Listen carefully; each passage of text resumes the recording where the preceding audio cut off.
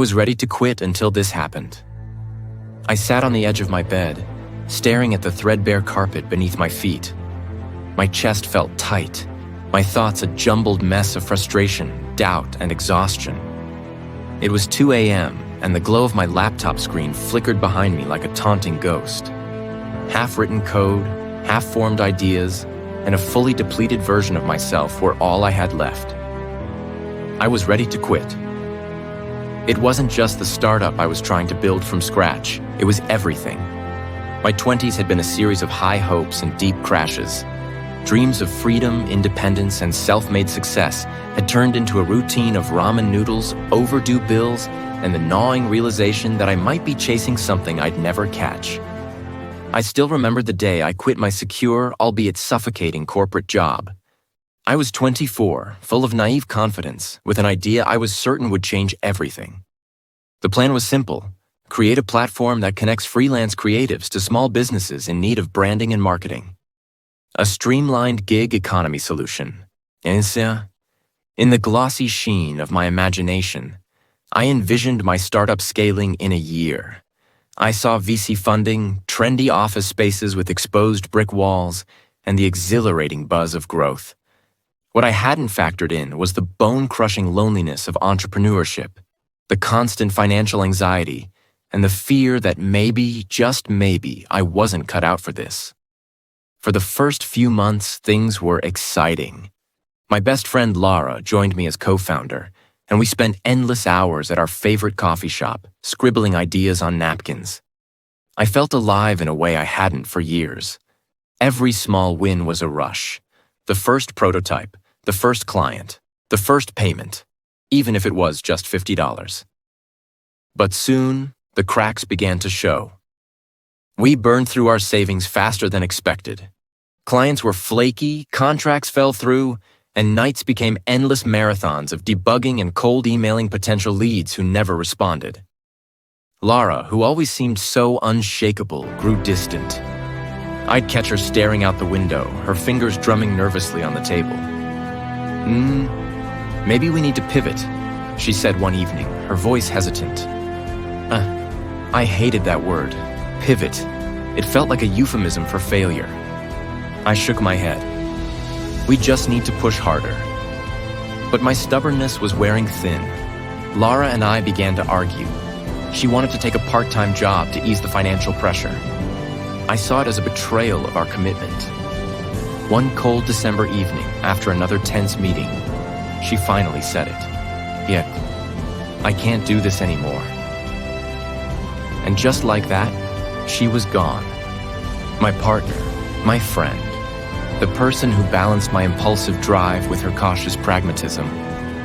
I was left alone, drowning in code, emails, and a mounting sense of doom. That night, the one where I sat on my bed, ready to quit, I felt the weight of every mistake pressing down on me. I thought about emailing my old boss, asking if the door to my former life was still open. Maybe I could crawl back, tail between my legs, and pretend the past year had been a fever dream. I buried my face in my hands and let out a long, shuddering breath. My phone buzzed on the nightstand. I ignored it. Probably another overdue payment reminder. But it buzzed again, and again. Reluctantly, I picked it up. A message from Lara. Hey, I know things have been rough, but I just saw this on Twitter. Thought you should see it. I clicked the link. It led to a post from a small local business. The photo showed a cheerful cafe owner standing beside a freshly painted sign with a sleek new logo. The caption read, "Huge thanks to @BrandHub. That's me, by the way, for helping us rebrand. Business has never been better." It was a tiny win, a client I'd almost forgotten about, but they hadn't forgotten me. They'd taken the tools I'd given them and made something real, something tangible, and they were thriving. I scrolled down and saw comments from other small business owners asking how they could get in touch with me. My heart stuttered in my chest. This was what I'd been chasing, not the grand vision of millions in funding or magazine features. Just this. The knowledge that what I was building was helping someone, somewhere, that my work mattered. The next morning I made coffee, sat down at my laptop, and stared at the half-broken code. I didn't feel the weight of dread I'd grown used to. Instead, there was a flicker of something else. Hope? Maybe. I spent the day responding to inquiries, fixing bugs, and drafting a new, leaner business plan. I reached out to Lara, swallowing my pride, and apologized. To my surprise, she agreed to meet for coffee. We talked about everything, where we'd gone wrong, what we could do better. By the end of the conversation, she agreed to help part-time, this time with boundaries we both respected. Days turned into weeks. The inquiries became clients. The clients gave referrals. Slowly, my business started to grow. Not explosively, not like a fairy tale startup, but steadily, like a plant pushing its way through cracks in the pavement. Then one morning, everything crumbled. It was a cold Tuesday in February when I opened my inbox and saw an email with the subject line, "Urgent, legal notice of copyright infringement." My heart slammed against my ribs. I clicked on it with shaking hands. Some agency I'd never heard of accused me of stealing their design concepts. They claimed my work for several clients violated their copyright, and they weren't playing around. They were demanding thousands in damages or threatening to sue me out of existence. Attached to the email were pages and pages of legal jargon, along with side-by-side comparisons of my designs and theirs. I stared at the screen in disbelief. The designs weren't identical, not even close, but doubt gnawed at me. Had I unconsciously picked up something similar while scouring the internet for inspiration? Was this my fault? Panic bloomed like a black hole in my chest, pulling everything else into it. The clock ticked louder than usual, each second amplifying my dread. I had no resources to fight a lawsuit, no safety net. My fledgling business had just found its footing, and now it was about to be strangled in its crib. I tried calling Lara, but she didn't pick up. I couldn't blame her.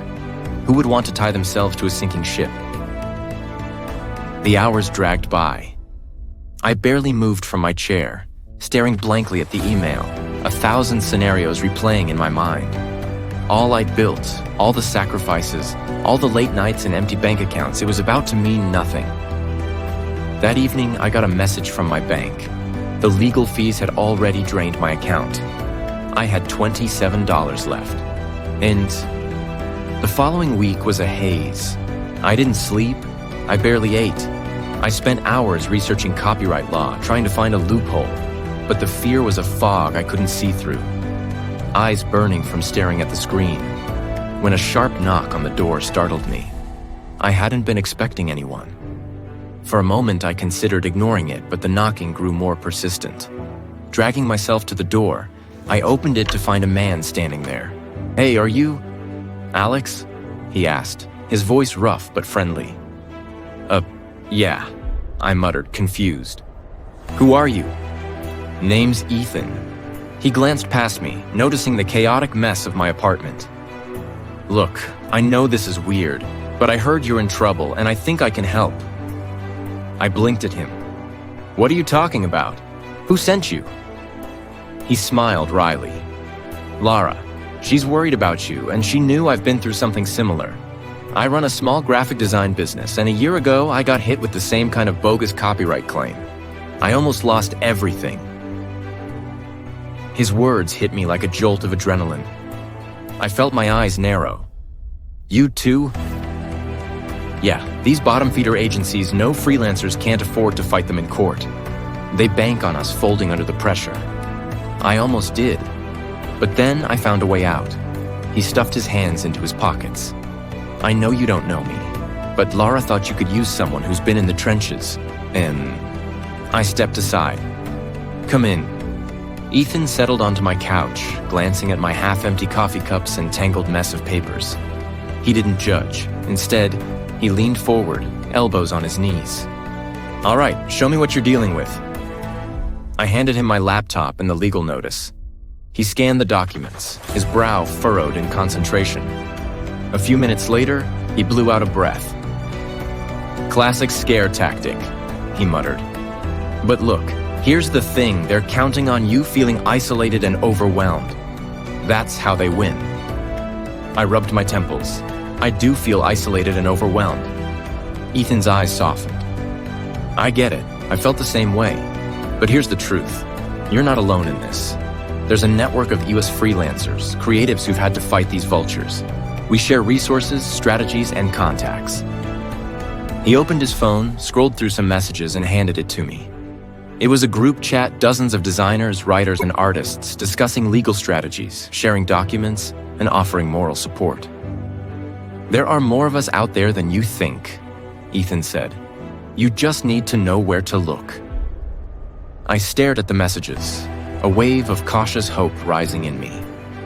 So, what do I do now? Ethan grinned. We fight back, together. The next few days were a whirlwind. Ethan and I strategized, gathered evidence, and reached out to contacts in his network. He connected me with a lawyer, not some high-powered firm, but a fellow freelancer who'd gotten her law degree after being burned one too many times. Her name was Maya, and she was fierce, sharp, and ready to tear this bogus claim apart. With Ethan and Maya's help, we crafted a response to the agency. It wasn't just a denial, it was a warning. We threatened to expose their predatory tactics, to shine a spotlight on their harassment of small creators. Ethan pulled in testimonials from others who'd faced similar claims, building a case so solid it could crush them under its weight. When I sent the email, my hands shook. But for the first time in weeks, it wasn't from fear. It was from adrenaline, from the surge of power that came from knowing I wasn't defenseless. 2 days later, the response came. The agency dropped the claim, their cold corporate tone barely masking their retreat. No apology, no admission of wrongdoing, just a terse acknowledgement that the matter was closed. I leaned back in my chair, letting the victory wash over me. It wasn't just relief, it was liberation. To everyone who's ever stared at a flickering screen, wondering if they should quit, I've been there. I know the weight of exhaustion, the fear of failure, and the loneliness that can come with chasing a dream. I've tasted the highs of tiny victories and the lows of crushing setbacks. But through it all, I learned one undeniable truth. You are not alone. When everything seemed lost, it wasn't the grand vision of success that saved me. It was the reminder that my work mattered. That a single design, a single act of courage, or a single step forward can make a real difference in someone else's life. That even when doubt threatens to drown you, there are people ready to lift you up, just like Lara and Ethan did for me. This is a shout out to every freelancer, entrepreneur, artist, homemaker, job seekers, and dreamer fighting their battles. You are resilient. You are capable. And there's a network of us who've got your back. If you feel stuck or scared, reach out. Don't let isolation win. Share your story, your struggles, and your victories. There is power in connection and strength in community. Together, we can overcome the hurdles, challenge the doubts, and celebrate the wins no matter how small. And stay strong. Keep going. And remember, we're in this together. If you liked my story, then hit the subscribe and like button, and don't forget to leave your thoughts in the comment section. Let's build, grow, and fight back as a team.